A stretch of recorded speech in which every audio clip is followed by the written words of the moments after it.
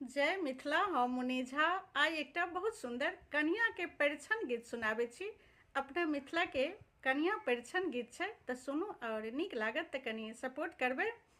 डोली से उतरू कन्या अपन शुभी चरनी उतारू हे।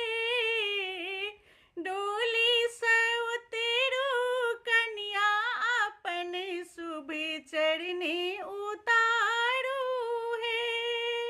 सासू एली परिछनिया अपन शुभी चरनी उतारू हे।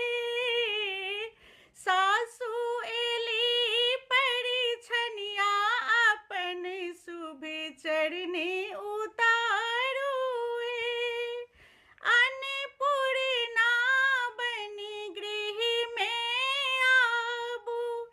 अन्नपूर्णा बनी गृह में आबू।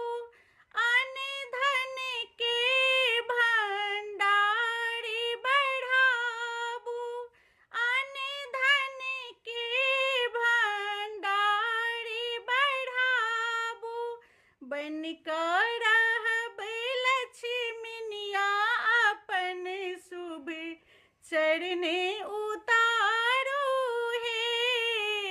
बनकर रहब लक्ष्मीनिया अपन शुभ चरनी उतारू हे।